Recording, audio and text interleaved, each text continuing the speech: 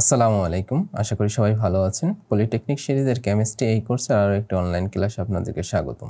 আজকের ক্লাসটি আমাদের পাঠ্য বইয়ের 12তম অধ্যায় অ্যালিফেটিক হাইড্রোকার্বন বা মুক্ত শিকল জৈব যৌগ নিয়ে আলোচনা করব। আপনারা যারা আমাদের এই কোর্সের পূর্বের ক্লাসগুলো দেখেননি তাদেরকে দেখে আসার জন্য অনুরোধ করছি। শুরুতে আমরা দেখব আমাদের আজকের ক্লাস থেকে আমরা কোন কোন টপিক সম্পর্কে জানতে পারব। শুরুতে জৈব যৌগের নামকরণ। আমরা জৈব যৌগের নামকরণটা জানব, অর্থাৎ সাধারণ পদ্ধতি এবং আন্তর্জাতিক পদ্ধতি দুইটাই আমরা শিখব।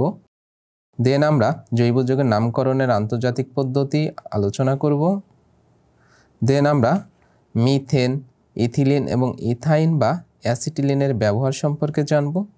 দেন আমরা অ্যালকেনের সাথে হ্যালোজেনের বিক্রিয়া দেখব এবং আমাদের এই অধ্যায় থেকে প্রত্যেকটা টপিকের উপরে যে সকল প্রশ্ন আমাদের সেমিস্টার ফাইনাল পরীক্ষার জন্য থাকার সম্ভাবনা খুব বেশি থাকবে সে সকল প্রশ্ন আলোচনা করব এবং এই সকল টপিক থেকে যদি প্রশ্ন ঘোরায় পেঁচাই দেয় তাহলে প্রশ্নগুলো কেমন হতে পারে এই সকল বিষয় নিয়ে আমরা আলোচনা করব।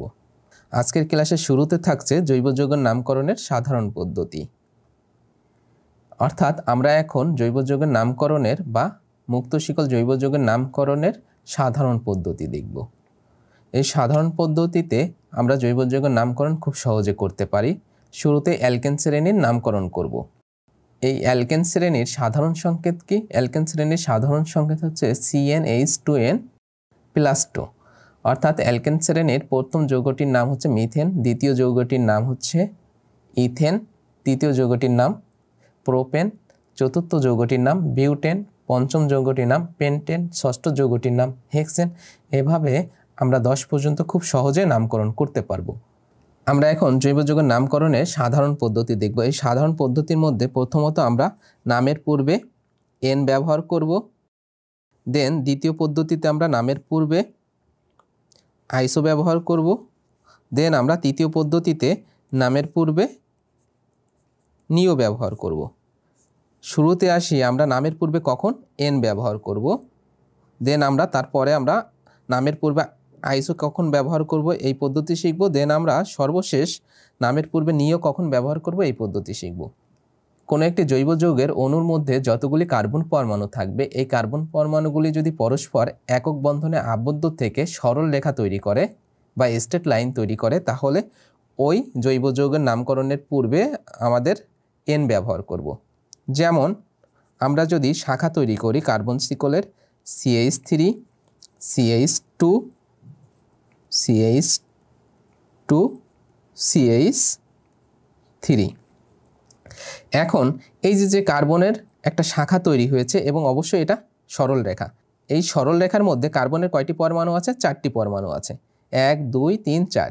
এবং এই 4টি কার্বন পরমাণু দেখেন প্রথম এবং শেষে, অর্থাৎ যে শিকল তৈরি করেছে এই শিকলের শুরুতে যে কার্বন পরমাণুটি আছে ওই কার্বন পরমাণুর সাথে হাইড্রোজেন পরমাণু আছে কয়টি? 3টি। এবং সর্বশেষ যে কার্বন পরমাণুটি আছে ওই কার্বন পরমাণুর সাথেও হাইড্রোজেন কয়টি আছে? 3টি আছে।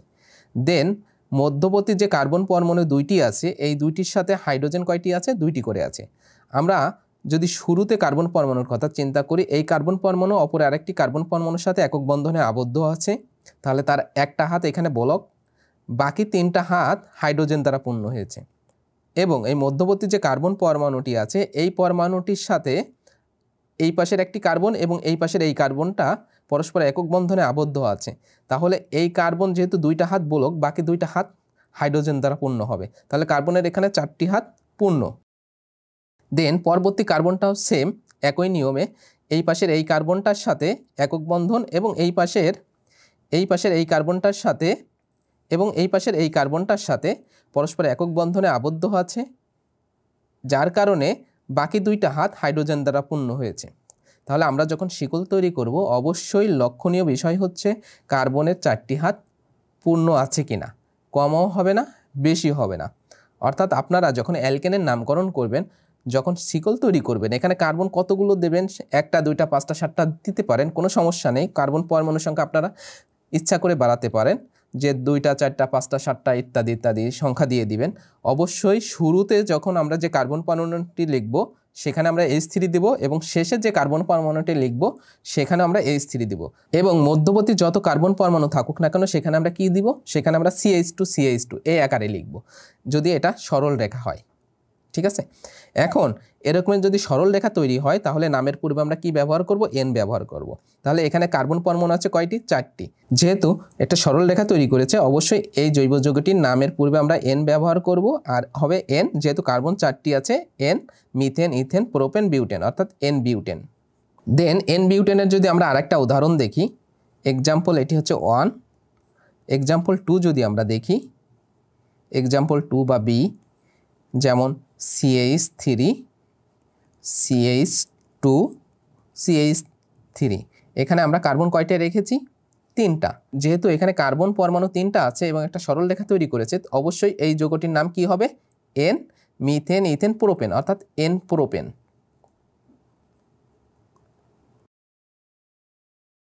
দেন এখন আমরা দেখব যে জৈব যৌগের নামকরণের ক্ষেত্রে আমরা কখন নামের পূর্বে আইসো ব্যবহার করব। এই আইসো ব্যবহার করার জন্য অবশ্যই আমাদের কি করতে হবে, যখন কোনো একটা জৈব যৌগ কার্বন পরমাণুগুলি পরস্পর সরল রেখা তৈরি করবে এবং এই সরল রেখার সাথে একটা কি থাকবে, শাখা থাকবে। যে কোনো একটা মধ্যবর্তী কার্বন পরমাণু হতে পারে অথবা শুরুর কার্বন পরমাণু হতে পারে অথবা শেষের কার্বন পরমাণু হতে পারে। এইখান থেকে যদি একটা শাখা বের হয়, যে কোনো একটা শাখা, এই শাখা বের হলে আমরা নামের পূর্বে কি ব্যবহার করব, আইসো ব্যবহার করব।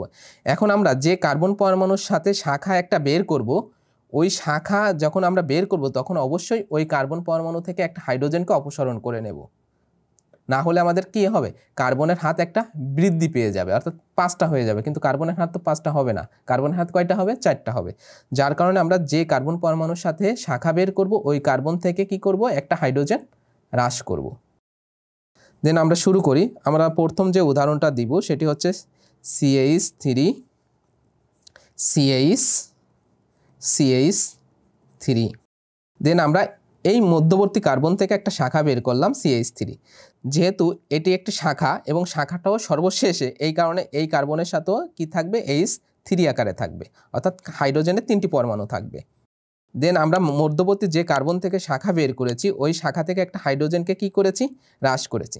আমাদের উপরের যদি এক্সাম্পল দেখি, যেখানে হাইড্রোজেন কয়টি ছিল, 2টি পরমাণু ছিল, কিন্তু এখানে হাইড্রোজেন পরমাণু আছে কয়টি, 1টি। আমরা একটি হাইড্রোজেন পরমাণু হ্রাস করেছি, এর কারণ কি, একটা শাখা যেহেতু বের করেছি এই কারণে একটা হাইড্রোজেন পরমাণু হ্রাস করেছি।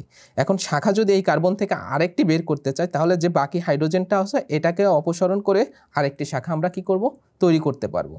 এটি আমরা পরবর্তী নিওর ক্ষেত্রে শিখব। এখন যেহেতু আমরা আইসো নিয়ে আলোচনা করছি এই কারণে এখানে শাখা একটা হবে অবশ্যই। এই ক্ষেত্রে আমরা নামকরণের শুরুতে আইসো ব্যবহার করব।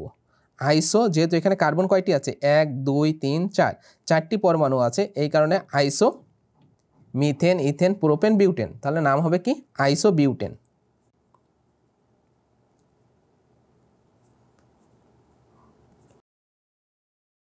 দেন আমরা যদি আইসো দ্বারা আরেকটি এক্সাম্পল দেখি, বি নামক, এটির নামকরণ আপনারা বলবেন যে কেমন হবে, CH3 CH2 CH3। আমরা এই কার্বন থেকে একটা শাখা বের করলাম CH3। তাহলে এখানে কার্বন কয়টি আছে, 1 2 3 4 5, 5টি কার্বন আছে, তাহলে নাম হবে কি, পেন্টেন। জৈব যৌগটির নাম হবে কি, আইসো পেন্টেন। দেন এখন আমরা নামের শুরুতে নিও কখন ব্যবহার করব এটি শিখব। আমরা যখন প্রধান শিকল থেকে একটি শাখা বের হওয়ার কারণে আমরা আইসো ব্যবহার করেছি, এখন যদি মধ্যবর্তী কোনো কার্বন পরমাণু অথবা শুরুতে অথবা শেষ কোনো কার্বন পরমাণু থেকে শাখা যদি 2টা বের হয় সেক্ষেত্রে আমরা কি করব, নিও ব্যবহার করব। যেমন আমরা যদি এই বিউটেনের উদাহরণটাই দিই, যেমন এখানে বিউটেনের ক্ষেত্রে কি আছে, CH3 CH3 আছে এবং উপরে একটা শাখা আছে। এখন আমরা এই কার্বন থেকে আরেকটি শাখা বের করব। যদি আমরা শাখা বের করি CH3, তাহলে আমরা কি করব, এই হাইড্রোজেনকে অপসারণ করতে হবে, অর্থাৎ এই হাইড্রোজেনকে আমাদের কি করে দিতে হবে, নাই করে দিতে হবে। তাহলে আমরা এই হাইড্রোজেনকে এখন নাই করে দিই, মানে এই হাইড্রোজেনটা থাকবে না।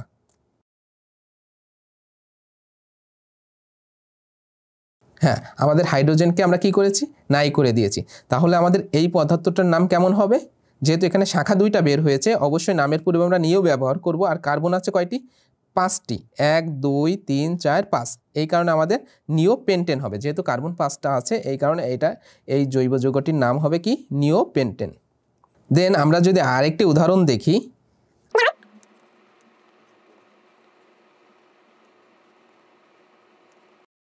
এখন আপনারা বলেন এই জৈব যৌগটির নাম কি হবে? যেহেতু এখানে কার্বন কয়টি আছে দেখেন তো, 1 2 3 4 5 6, 6টি কার্বন আছে, অবশ্যই আমাদের হেক্সেন হবে। হেক্সেন কি হেক্সেন? নিও হেক্সেন। যেহেতু শাখা দুইটা এই কারণে এটার নামের পূর্বে আমরা নিও ব্যবহার করব। তাহলে এই জৈব যৌগটির নাম হবে নিও হেক্সেন। আশা করি আপনারা সাধারণ পদ্ধতিতে খুব সহজে জৈব যৌগের নামকরণ করতে পারবেন।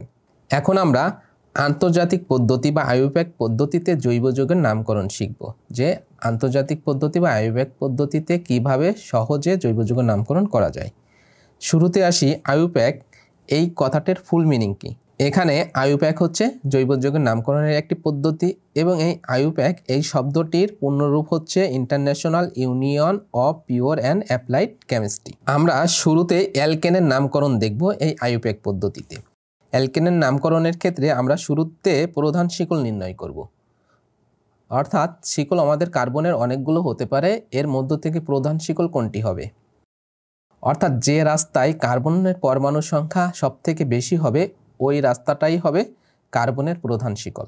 কার্বন যখন শিকল তৈরি করবে তাহলে অনেক রাস্তা তৈরি হতে পারে, অর্থাৎ স্ট্রেট লাইন হতে পারে, শাখা একটা হতে পারে অথবা শাখা দুইটা হতে পারে। এখন যে রাস্তা দিয়ে কার্বন পরমাণু সংখ্যা সবথেকে বেশি পাবো আমাদের ওইটি হবে হচ্ছে কার্বনের প্রধান শিকল। যেমন যে দিকে কার্বন সংখ্যা বেশি সেটা হবে মূল শিকল, এবং এই মূল শিকল বা প্রধান শিকল অনুসারেই ওই জৈব যৌগের আমরা নামকরণ করব। দেন আমাদের নাম্বারিং করতে হবে। এখন আমরা কিভাবে নাম্বারিং করা শুরু করব? আমরা নাম্বারিং এভাবে করব যে মূল শিকল যে দিক হতে শাখা শিকলের কাছাকাছি হবে, অর্থাৎ মূল শিকল থেকে যে দিকে শাখাটা কাছে হবে আমরা কার্বনগুলোকে ওই দিক থেকে নাম্বারিং শুরু করব। যেমন 1 2 3 4 5 6 এভাবে আমরা নাম্বারিংগুলো করব। দেন দুই দিক হতে যদি শাখা শিকল একই দূরত্বে থাকে যে কোনো এক দিক থেকে নাম্বারিং করা যাবে। আমাদের শাখা যদি লেফট হ্যান্ড সাইড অথবা রাইট হ্যান্ড সাইড উভয় পাশ থেকে যদি দূরত্ব মাঝামাঝি হয় তাহলে আমরা যে কোনো একদিক থেকেই নাম্বারিং করা যাবে।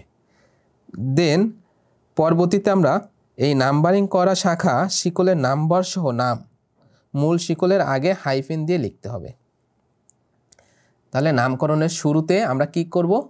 ওই শাখাটা এবং কত নাম্বার কার্বন থেকে ওই শাখাটা বের হয়েছে এই নাম্বার সহ ওই শাখাটার নাম আমাদের জৈব যৌগের মূল নামের পূর্বে বসাতে হবে। কিভাবে বসাবো? হাইফেন দিয়ে, ঠিক আছে।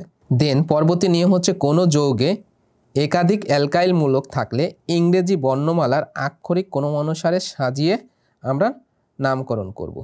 দেন পরবর্তী নিয়ম হচ্ছে একই অ্যালকাইল যদি দুটি থাকে, অর্থাৎ একই অ্যালকাইল যদি দুটি থাকে, যেমন মিথাইল অথবা ইথাইল যদি দুটি থাকে তাহলে কি হবে আমাদের ডাই, যদি তিনটি থাকে ট্রাই, যদি চারটি থাকে টেট্রা, এভাবে আমরা লিখব। এবং উহা কেবল কি কোলন অথবা কমা দ্বারা লিখব। আমরা নিয়মগুলো দেখলাম, এখন আমরা কয়েকটি উদাহরণ দেখব, আর উদাহরণ দেখলে আপনাদের কাছে এই বিষয়টা খুব সহজ মনে হবে। দেন আমরা শুরু করি। প্রথমে আমরা যে এক্সাম্পলটি দেখব সেটি হচ্ছে CH3 CH2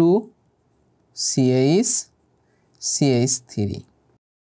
আমরা এই কার্বন থেকে, যেহেতু এখানে হাইড্রোজেন একটা দিয়েছি, কেন দিয়েছি? এখান থেকে আমরা একটা শাখা বের করব, এই কারণে হাইড্রোজেন দুইটা হওয়ার কথা কিন্তু একটা দিয়েছি, একটা শাখা বের করব বলে।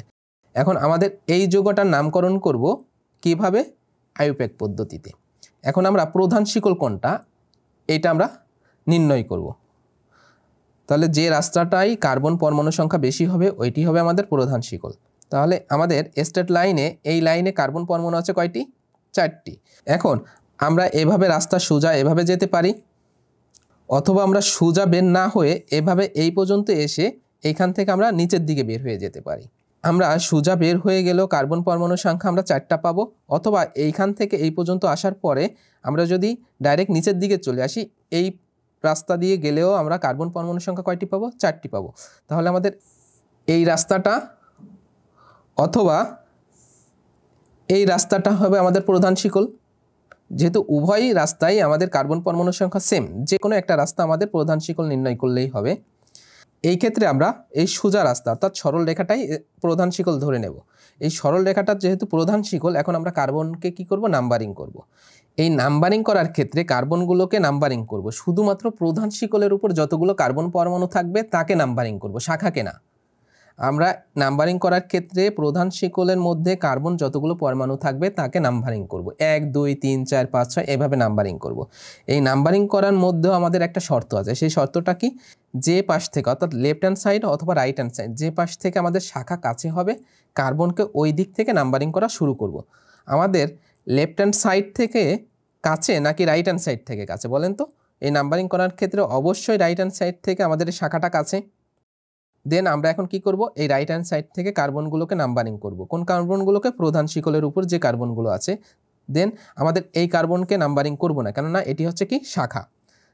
এটা হচ্ছে আমাদের 1 নাম্বার কার্বন, এটি হচ্ছে আমাদের 2 নাম্বার কার্বন, এই কার্বনটা হচ্ছে 3 নাম্বার কার্বন এবং এই কার্বনটা হচ্ছে আমাদের 4 নম্বর কার্বন।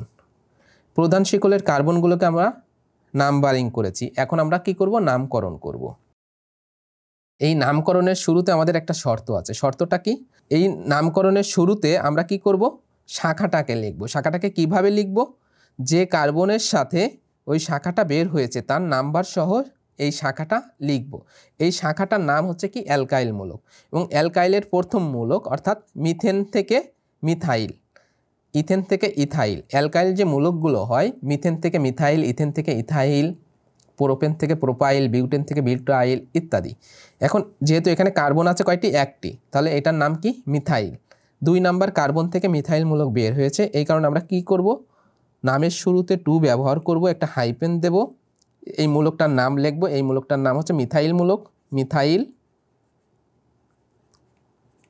মিথাইল, একটা কমা দিব। এখন আমরা এই মূল শিকলে কার্বন পরমাণু কয়টি আছে সেই অনুসারে নামকরণ করব। মূল শিকলে কার্বন পরমাণু আছে 4টি, তাহলে নামকরণ কি হবে? মিথেন, ইথেন, প্রোপেন, বিউটেন, অর্থাৎ 2 মিথাইল বিউটেন।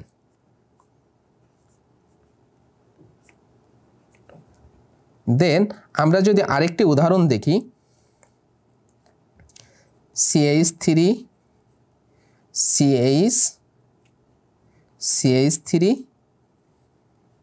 CH3 এখন বলেন আমাদের এই জৈব যৌগটির নামকরণ আমরা কিভাবে করতে পারি? আমাদের রাস্তা এই স্ট্রেট লাইন এই অনুসারে যদি যাই তাহলে আমাদের এখানে কার্বন পরমাণু হবে কয়টি? 3টি।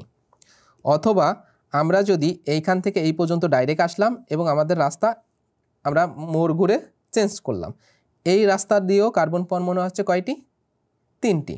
আমরা যে কোনো একটিকে প্রধান শিকল নির্ণয় করতে পারি যেহেতু কার্বন সংখ্যা সমান।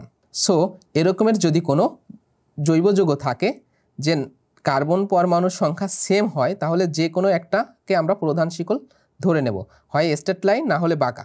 তাহলে আমরা এই ক্ষেত্রে অবশ্যই আমরা স্ট্রেট লাইনকে ধরে নেওয়াটাই সব থেকে সহজ হবে। এই স্ট্রেট লাইন অর্থাৎ সরল রেখাকে আমরা প্রধান শিকল ধরে নিয়েছি। এখন আমরা এই মূল শিকলের কার্বন পরমাণুগুলিকে কি করব? নাম্বারিং করব। কোন দিক থেকে নাম্বারিং করব? ডান সাইড দিয়ে হতে পারে, বাম সাইড দিয়ে হতে পারে। অর্থাৎ আমাদের শর্ত হচ্ছে যে সাইড থেকে আমরা শাখাটাকে কাছে পাবো, খুব দ্রুত শাখাটাকে ধরতে পারবো, ওই দিক থেকেই আমরা নাম্বারিং করা শুরু করব। এই নাম্বারিংয়ের শুরুতে আপনাদেরকে একটা এক্সাম্পল দিই। যেমন আমরা যদি গাছে উঠতে চাই, গাছে তো সব দিকে শাখা থাকে না, অর্থাৎ আমরা যখন গাছে উঠি তখন দেখা যাচ্ছে একটা বড় গাছে আমাদের হাতের ডানের শাখা থাকতে পারে, একটা ডাল থাকতে পারে, অথবা হাতের বাইরে ডাল থাকতে পারে। এখন আমরা সর্বপ্রথম কোন দিকে যাই বলেন তো? যখন দেখি যে আমার হাতের ডান সাইডে অর্থাৎ 10 ফুট উঠার পর একটা ডাল আছে, আবার বাম সাইডে যদি উঠি গাছের তাহলে 15 ফুট বা 20 ফুট দূরে একটা ডাল আছে, তাহলে আমরা কোন সাইড থেকে আগে উঠবো বলেন তো? লজিক হচ্ছে অবশ্যই যে সাইডে শাখাটা বা ডালটা কাছে পাবো আমরা কিন্তু গাছে ওই দিক থেকে উঠা শুরু করব। এই নাম্বারিংয়ের জন্য সেম। নাম্বারিংগুলো যখন আমরা কার্বনের মূল শিকলের কার্বনগুলোকে যখন আমরা নাম্বারিং করব তখন অবশ্যই শাখা যেই দিক থেকে আমরা কাছে পাবো ওই দিক থেকে নাম্বারিং করব। এখন যেহেতু এখানে উভয় পাশে অর্থাৎ রাইট হ্যান্ড সাইড এবং লেফট হ্যান্ড সাইড উভয় দিক থেকে শাখাটা মাঝামাঝি পর্যায়ে আছে, এই কারণে যে কোনো একদিক থেকে নাম্বারিং করলেই হবে, কোনো সমস্যা নেই। এখন আমরা নাম্বারিং করি। এই কার্বনটাকে 1 নাম্বার দিলাম, এই কার্বনটাকে 2 নাম্বার, এই কার্বনটা হচ্ছে 3 নাম্বার। এখন এই শাখাটা বের হয়েছে কত নাম্বার কার্বন থেকে? 2 নাম্বার কার্বন থেকে। এই কারণে সংখ্যাটাকে আগে লিখেছি। এখন লিখব শাখার নাম। শাখাটা কি? মিথাইল। অর্থাৎ CH3 এরকমের যদি থাকে এটা মিথাইল, আর ইথাইল হলে কি হবে? C2H5। অর্থাৎ অ্যালকাইল মূলকের একটা সাধারণ সংকেত আছে। অ্যালকাইল মূলকের সাধারণ সংকেত হচ্ছে CnH2n+1। এই সূত্র ফলো করে যে সকল মূলক তৈরি হয় ওই মূলকগুলোকে বলা হয় কি? অ্যালকাইল মূলক। অর্থাৎ অ্যালকেন থেকে অ্যালকাইল মূলকের সৃষ্টি হয়। তাহলে এই যে CH3 আছে, এই CH3টা কোন সূত্র ফলো করেছে? এই CnH2n+1 এই সূত্র ফলো করেছে। অর্থাৎ কার্বনের সংখ্যা 1, অর্থাৎ n এর মান যখন আমরা 1 বসাবো তখন আমাদের CH3 হবে এই সূত্র ফলো করে। এই কারণে এই মূলকটার নাম হচ্ছে কি? অ্যালকাইল মূলক, এবং যেহেতু মিথেন থেকে হয়েছে এই কারণে মিথাইল মূলক। 2 মিথাইল। আমরা একটা কমা দিব। কমা দেওয়ার পরে এখন মূল শিকলে বা প্রধান শিকলে আমাদের কার্বন পরমাণু কয়টি আছে? 3টি। তাহলে 3টি কার্বন পরমাণু থাকলে নাম কি হয়? Methane, ethane, propane. তাহলে 3টি কার্বন পরমাণু থাকলে তার নাম হয় প্রোপেন। তাহলে 2 মিথাইল প্রোপেন।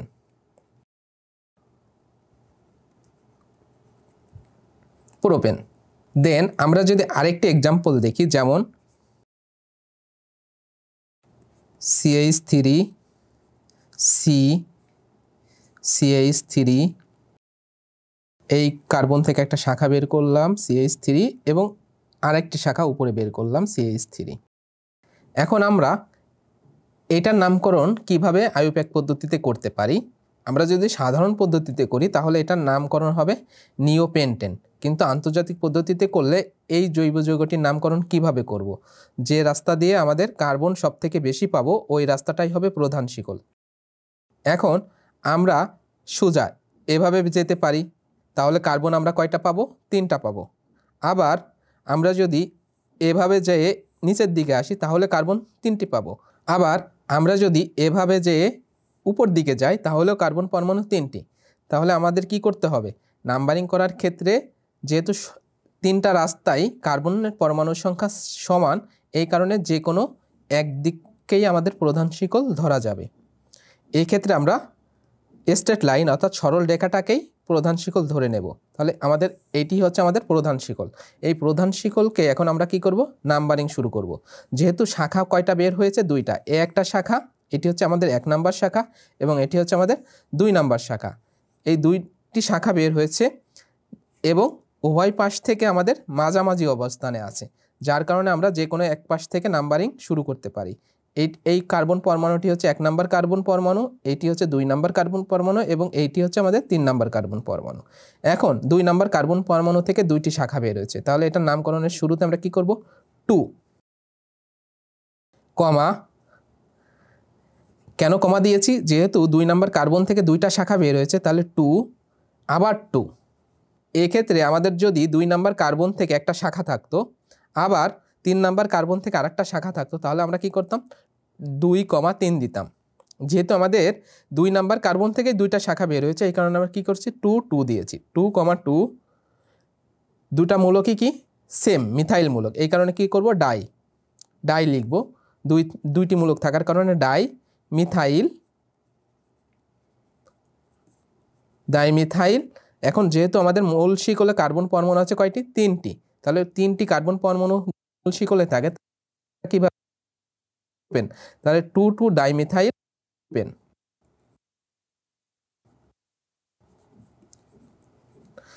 আমরা এই জৈব যৌগটির নামকরণ আন্তর্জাতিক পদ্ধতিতে করেছি, সেটি হচ্ছে 2 ডাইমিথাইল প্রোপেন। অথবা এই জৈব যৌগটির যদি আমরা সাধারণ পদ্ধতিতে নামকরণ করি তাহলে আমাদের নামকরণ হবে কি? নিওপেন্টেন, অথবা 2 ডাইমিথাইল প্রোপেন, অথবা নিওপেন্টেন। এখন আপনাদের একটা হোমওয়ার্ক দিই। আপনারা যে জৈব যৌগটির নামকরণ করবেন এই আইইউপ্যাক পদ্ধতিতে, হোমওয়ার্কটি হচ্ছে CH3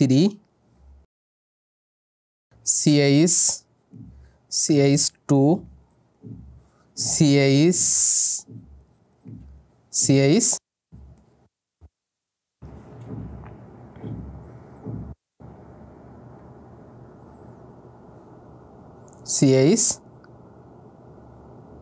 CH3।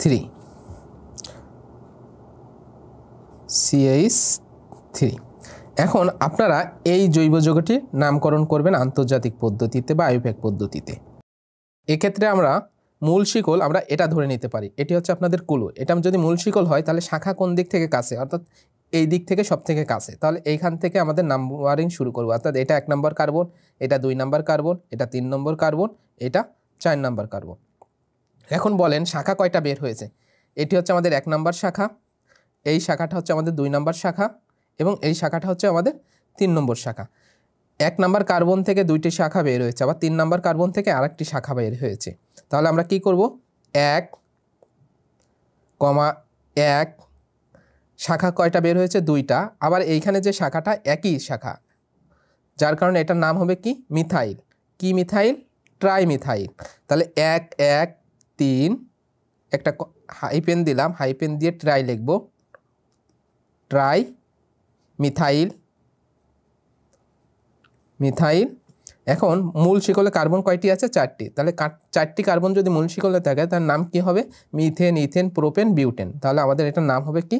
1,3 try methyl butane.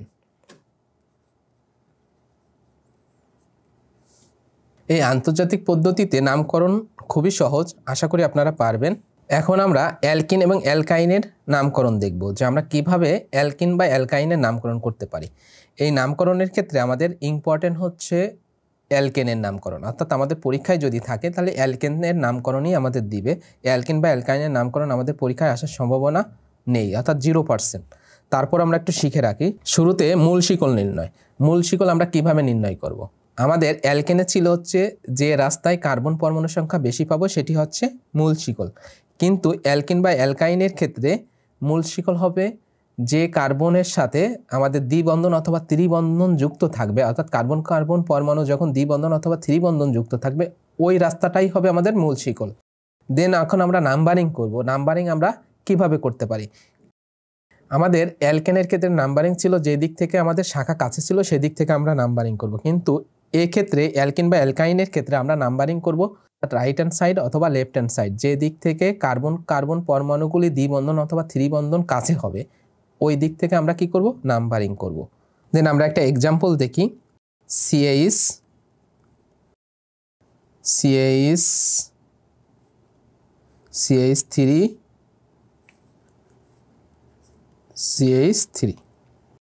এখন বলেন আমরা মূল শিকল হচ্ছে আমাদের এইটা, যেহেতু এই রাস্তায় আমাদের কার্বন পরমাণু কয়টি আছে? 3টি আছে, এবং এই রাস্তায় আমাদের দ্বিবন্ধন কার্বন কার্বন দ্বিবন্ধন আছে। আমাদের অবশ্যই এই সরল রেখাটাই হবে আমাদের মূল শিকল, এটা হবে আমাদের শাখা, ঠিক আছে। এখন এই কার্বনগুলিকে নাম্বারিং করার ক্ষেত্রে আমরা কি করব? যেই দিক থেকে কার্বন কার্বন দ্বিবন্ধন অথবা ত্রিবন্ধন কাছে পাবো ওই দিক থেকে নাম্বারিং করব। তাহলে এই দিক থেকে কাছে এটা হচ্ছে 1 নম্বর কার্বন, এটা 2 নম্বর কার্বন, এটা 3 নম্বর কার্বন। আমরা 1 নম্বর কার্বন থেকে একটা মৌলক পেয়েছি, যে মৌলকের নাম কি? মিথাইল। আমরা আগে এটি লিখব, মিথাইল, মিথাইল, 1 মিথাইল। তাহলে আমাদের এই কার্বন যেহেতু 3টা আছে তাহলে নামকরণ কি হবে? প্রোপিলিন হবে। Propene, propyl, propylene. তাহলে আমাদের এইটার নাম হবে প্রোপিলিন, প্রোপিলিন, আচ্ছা 1 মিথাইল প্রোপিলিন। যদিও আমাদের এই অ্যালকিন বা অ্যালকাইনের নামকরণ আমাদের আসার সম্ভাবনা খুবই কম বা 0%, তারপর আমরা এই এক্সাম্পলটি দেখে রাখব। যদি আমাদের থাকে তাহলে আমরা এভাবে নামকরণ করব। এই আন্তর্জাতিক পদ্ধতিতে জৈব যৌগের নামকরণ খুবই সহজ। আশা করি অ্যালকেন শ্রেণীর মধ্য থেকে যদি আমাদের কোনো এক্সাম্পল থাকে যে আন্তর্জাতিক পদ্ধতিতে তার নামকরণ করো, তাহলে আমরা অবশ্যই সবাই অ্যান্সার করতে পারবো। দেন এখন আমরা দেখব এই নামকরণ থেকে আমাদের প্রশ্ন কেমন হতে পারে। শুরুতে অতি সংক্ষিপ্ত প্রশ্ন। অতি সংক্ষিপ্ত প্রশ্নের মধ্যে সবথেকে ইম্পর্টেন্ট যে প্রশ্নটি সেটি হচ্ছে কি আইইউপ্যাক এর ফুল মিনিং, অর্থাৎ বা এই আইইউপ্যাক বলতে আমরা কি বুঝি। দেন আমাদের প্রশ্ন থাকতে পারে জৈব যৌগের নামকরণের আন্তর্জাতিক পদ্ধতি বলতে কি বুঝো। দেন আমাদের থাকতে পারে এন বিউটেন ও আইসোবিউটেনের সংকেত লিখো। আশা করি আপনারা পারবেন। দেন আমাদের থাকতে পারে 2 মিথাইল বিউটেন ও আইসোবিউটেনের সংকেত লিখো, যেগুলো আমরা শিখেছি। দেন আমাদের থাকতে পারে 2 মিথাইল প্রোপেন ও 2,2 ডাইমিথাইল প্রোপেনের সংকেত লিখো। আশা করি আপনারা এটাও পারবেন। আমাদের এই জৈব যৌগের নামকরণের ক্ষেত্রে আমাদের এই প্রশ্ন ছাড়াও আমাদের প্রশ্ন থাকতে পারে যে কিছু পদার্থের সংকেত দেওয়া থাকলো, তার নাম আমাদের লিখতে হতে পারে, অথবা কোনো একটি জৈব যৌগের নাম দেওয়া আছে, তার রাসায়নিক সংকেত আমাদের লিখতে হতে পারে।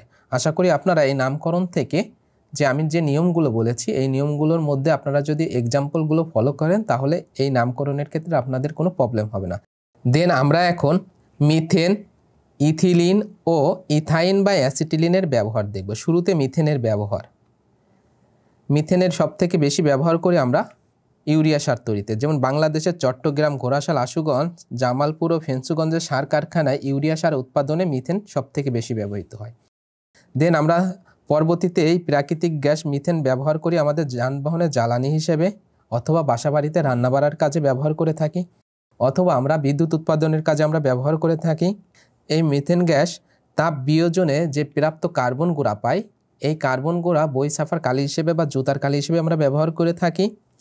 এবং মিথেন গ্যাস থেকে শিল্পক্ষেত্রে methyl alcohol, formaldehyde, methyl chloride প্রভৃতি যৌগ তৈরি করা হয় বা উৎপন্ন করা হয়। এই হচ্ছে আমাদের মিথেনের ব্যবহার। যদি আমাদের প্রশ্ন থাকে যে মিথেনের ব্যবহার লেখো, অথবা মিথেনের 3টি ব্যবহার লেখো, বা 4টি ব্যবহার লেখো, অথবা 5টি ব্যবহার লেখো, তাহলে আশা করি আপনারা এই মিথেনের এই ব্যবহারগুলো খুবই সহজেই লিখতে পারবেন। দেন আমাদের পরবর্তী টপিক হচ্ছে ইথিলিনের ব্যবহার। ইথিলিন আমরা কি কি কাজে ব্যবহার করে থাকি? প্রথমত ইথাইল অ্যালকোহল ও ইথাইল ক্লোরাইড প্রস্তুত করার কাজে আমরা ইথিলিনের ব্যবহার করে থাকি। দেন আমরা অক্সি অ্যাসিটিলিন শিখা প্রস্তুতির জন্য আমরা ইথিলিন ব্যবহার করে থাকি। দেন আমরা এই ইথিলিন কৃত্রিম উপায়ে ফল পাকানোর কাজে ব্যবহার করে থাকি। দেন আমরা কৃত্রিম সুতা এবং পলিথিন উৎপাদনে আমরা ইথিলিন ব্যবহার করে থাকি, ইত্যাদি ক্ষেত্রে আমরা ইথিলিন ব্যবহার করে থাকি। দেন এখন আমরা ইথাইন বা অ্যাসিটিলিনের ব্যবহার দেখব। ইথাইন বা অ্যাসিটিলিনের ব্যবহার ধাতু গলানো ও ধাতু জোড়া দেওয়ার কাজে ব্যবহৃত অক্সি অ্যাসিটিলিন শিখারূপে অ্যাসিটিলিন বা ইথাইন ব্যবহার হয়, যেটা আমরা গ্যাস ওয়েল্ডিংয়ের ক্ষেত্রে ব্যবহার করে থাকি। অক্সিজেনের সাথে কি ব্যবহার করে থাকি? অ্যাসিটিলিন গ্যাস ব্যবহার করে থাকি ওয়েল্ডিংয়ের ক্ষেত্রে। দেন কৃত্রিম রাবার ও প্লাস্টিক উৎপাদনে ইথাইন বা অ্যাসিটিলিনের ব্যবহার হয়। দেন জ্বালানি রূপে আমরা অ্যাসিটিলিন গ্যাসকে ব্যবহার করে থাকি। দেন রাসায়নিক শিল্পে অ্যাসিটালডিহাইড এবং অ্যাসিটিক অ্যাসিড, অ্যাসিটিলিন টেট্রাক্লোরাইড প্রভৃতি যৌগ প্রস্তুতে আমরা অ্যাসিটিলিনের ব্যবহার করে থাকি। দেন এখন আমরা দেখব আমাদের এই টপিক থেকে আমাদের সেমিস্টার ফাইনাল পরীক্ষার জন্য প্রশ্ন কেমন হতে পারে। আমাদের সেমিস্টার ফাইনাল পরীক্ষার জন্য প্রশ্ন যদি এই টপিক থেকে হয় তাহলে সংক্ষিপ্ত আকারে প্রশ্ন হবে, এবং এই সংক্ষিপ্ত প্রশ্ন এভাবে হতে পারে যে মিথেনের ব্যবহার লিখো, অথবা ইথিনের ব্যবহার লিখো, অথবা থাকতে পারে অ্যাসিটিলিন গ্যাসের ব্যবহার লেখো। আমরা এখন আমাদের এই অধ্যায়ের পরবর্তী টপিক অ্যালকেনের সাথে হ্যালোজেনের বিক্রিয়া দেখব, এবং আমাদের এই টপিকটি খুবই গুরুত্বপূর্ণ যে অ্যালকেনের সাথে হ্যালোজেন কিভাবে বিক্রিয়া করে এবং মৃদু সূর্যালোকে। যেমন আমরা যদি একটা এক্সাম্পল দিই, মিথেন গ্যাস CH4, এই মিথেন গ্যাস মৃদু সূর্যালোকে গ্যাস ক্লোরিনের সাথে খুব সহজে বিক্রিয়া করে কি তৈরি করে? Methyl chloride CH3Cl plus hydrochloric acid HCl উৎপন্ন করে। হাইড্রোক্লোরিক অ্যাসিড উৎপন্ন করেছে, এটা যদি আমাদের এই ক্লোরিন গ্যাসের পরিমাণ বেশি থাকে তাহলে দ্বিতীয় ক্ষেত্রে এই মিথাইল ক্লোরাইড আবার কি করবে? ক্লোরিন গ্যাসের সাথে বিক্রিয়া করে methylene chloride CH2Cl2 plus HCl hydrochloric acid উৎপন্ন করবে। এই মিথিলিন ক্লোরাইড CH2Cl2 এই ইথিলিন ক্লোরাইড আবার ক্লোরিন গ্যাসের সাথে বিক্রিয়া করে ক্লোরফর্ম CHCl3 প্লাস হাইড্রোক্লোরিক অ্যাসিড উৎপন্ন করবে। আবার এই ক্লোরফর্মের সংকেত হচ্ছে CHCl3, এই ক্লোরফর্ম আবার ক্লোরিন গ্যাসের সাথে বিক্রিয়া করে carbon tetrachloride CCl4 plus hydrochloric acid HCl উৎপন্ন করবে। এখন যত সময় পর্যন্ত সে হাইড্রোজেনকে সম্পূর্ণরূপে কার্বন থেকে প্রতিস্থাপন করতে না পারবে তত সময় পর্যন্ত সে বিক্রিয়া করবে।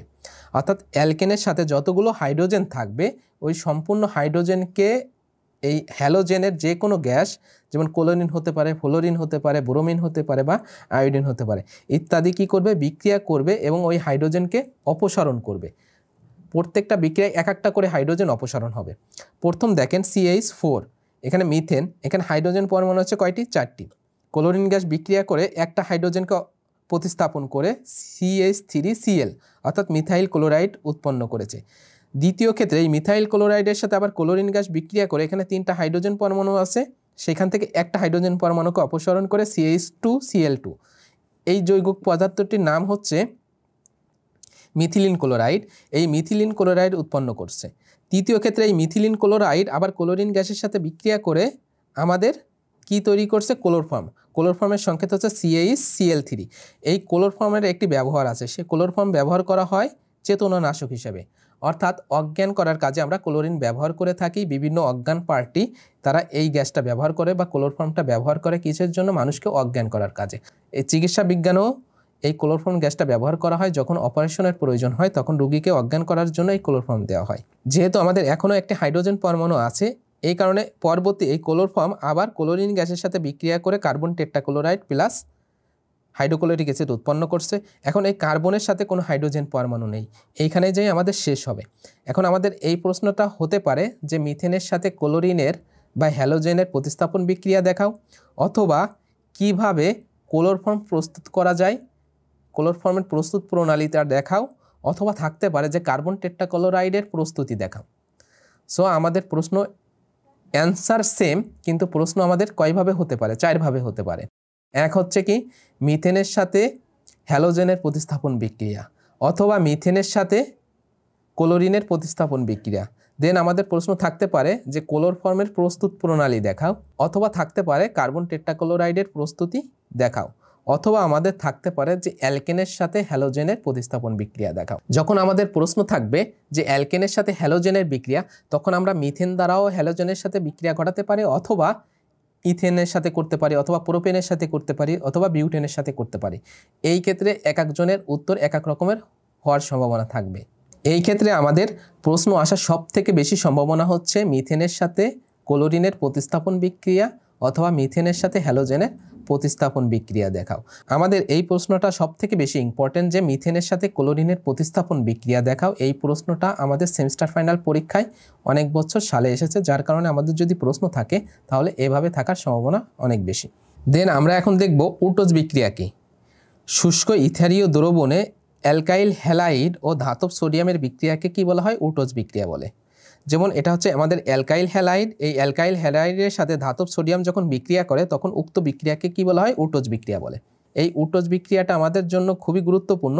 আমাদের সংক্ষিপ্ত বা অতি সংক্ষিপ্ত প্রশ্ন আকারে থাকতে পারে যে উটোজ বিক্রিয়া কাকে বলে, অথবা উটোজ বিক্রিয়ার একটি উদাহরণ দাও। যদি আমাদের প্রশ্ন থাকে যে মিথেন থেকে ইথেনের প্রস্তুতি দেখাও, আমরা খুব সহজে এই উটোজ বিক্রিয়ার মাধ্যমে মিথেন থেকে ইথেনে প্রস্তুত করতে পারি। এক্ষেত্রে আমাদের বিক্রিয়াটা হবে মিথেন, যদি আমরা মিথেন ধরি CH4, শুরুতে মিথেন আয়োডিনের সাথে বিক্রিয়া করে কি তৈরি করবে? মিথাইল আয়োডাইড CH3, একটি হাইড্রোজেন অপসারণ করবে, methyl iodide plus iodide acid HI, এই আয়োডাইড অ্যাসিড তৈরি করেছে। এখন এই যে মিথাইল আয়োডাইড তৈরি করেছে, এই মিথাইল আয়োডাইড বা অ্যালকাইল হ্যালাইড, একে বলা হয় অ্যালকাইল হ্যালাইড। এই অ্যালকাইল হ্যালাইড আবার ধাতব সোডিয়ামের সাথে বিক্রিয়া করে কি তৈরি করবে? ইথেন তৈরি করবে, CCH3 plus sodium iodide plus sodium iodide. এখন এটাকে যদি আমরা সমতা করি তাহলে এখানে 2 দিব, এখানে 2 দিব, আর এখানে 2, এটা সমতা হয়ে যাবে। আমরা খুব সহজে উটোজ বিক্রিয়ার মাধ্যমে মিথেন থেকে ইথেন গ্যাসে রূপান্তর করতে পেরেছি। এখন আমরা দেখব ব্লিচিং পাউডারের সংকেত। ব্লিচিং পাউডারের রাসায়নিক নাম হচ্ছে ক্যালসিয়াম ক্লোরোহাইপোক্লোরাইড, যার সংকেত হচ্ছে CaOClCl, যা আমরা পূর্বের অধ্যায় থেকেও জেনেছি। আমাদের এই জৈব যৌগের ক্ষেত্রেও এই প্রশ্নটা অতি সংক্ষিপ্ত হিসেবে থাকার সম্ভাবনা আছে যে ব্লিচিং পাউডারের রাসায়নিক নাম ও সংকেত লিখো। আমরা এখন দেখব আমাদের এই টপিক থেকে আমাদের সেমিস্টার ফাইনাল পরীক্ষার জন্য প্রশ্ন কেমন হতে পারে। অতি সংক্ষিপ্ত বা সংক্ষিপ্ত প্রশ্ন আকারে থাকতে পারে যে উটোজ বিক্রিয়া কি, অথবা প্রশ্ন থাকতে পারে ব্লিচিং পাউডারের সংকেত লিখো, অথবা আমাদের প্রশ্ন থাকতে পারে যে মিথেন থেকে ইথেনের প্রস্তুতি দেখাও, এবং সংক্ষিপ্ত আকারে প্রশ্ন থাকতে পারে যে মৃদু সূর্যালোকে মিথেন এবং ক্লোরিনের বিক্রিয়া দেখাও, অথবা আমাদের প্রশ্ন থাকতে পারে যে উটোজ বিক্রিয়ার মাধ্যমে মিথেন থেকে ইথেনের প্রস্তুতি দেখাও, অথবা প্রশ্ন থাকতে পারে কার্বন টেট্রাক্লোরাইডের প্রস্তুতি দেখাও, অথবা থাকতে পারে মৃদু সূর্যালোকে ইথেন এবং ক্লোরিনের বিক্রিয়া দেখাও। এখন আমরা যে বিক্রিয়াটা দেখেছি এই বিক্রিয়াটার জন্য আমাদের মাধ্যম হিসেবে কি প্রয়োজন? মৃদু সূর্যালোক প্রয়োজন, যাকে আমরা সংক্ষেপে কি বলি? আল্ট্রা ভায়োলেট রশ্মি বলি বা মৃদু সূর্যালোক বলি। এই মৃদু সূর্যালোকে মিথেন ক্লোরিনের সাথে বিক্রিয়া করে কার্বন টেট্রাক্লোরাইড অথবা কি তৈরি করে? মিথাইল ক্লোরাইড তৈরি করে অথবা ক্লোরোফর্ম তৈরি করে। সো আজকের ক্লাস এই পর্যন্তই। আগামী ক্লাস পর্যন্ত আল্লাহ তাআলা আমাদের সবাইকে সুস্থ সুন্দর রাখুক, এই প্রত্যাশায় আজকের ক্লাস এখানেই শেষ করছি। আল্লাহ হাফেজ, আসসালামু আলাইকুম এবং সবাইকে ধন্যবাদ।